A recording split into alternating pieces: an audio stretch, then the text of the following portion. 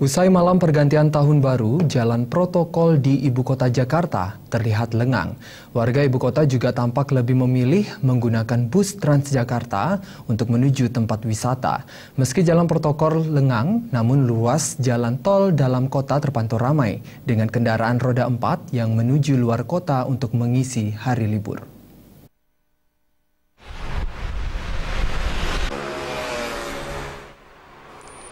Tidak seperti biasanya, jalanan di ibu kota yang disesaki oleh kendaraan pribadi dan umum disertai dengan kemacetan yang terjadi di mana-mana.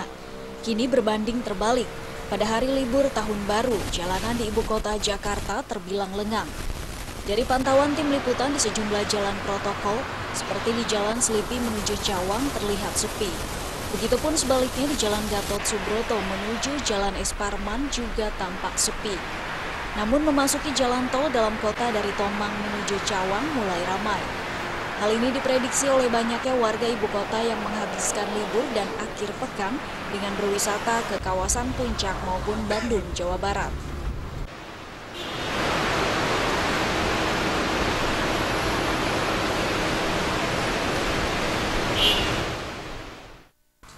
Lengangnya jalan di ibu kota juga dikarenakan banyaknya warga Jakarta yang memilih moda transportasi massal seperti bus Transjakarta untuk beraktivitas seperti menuju ke tempat wisata.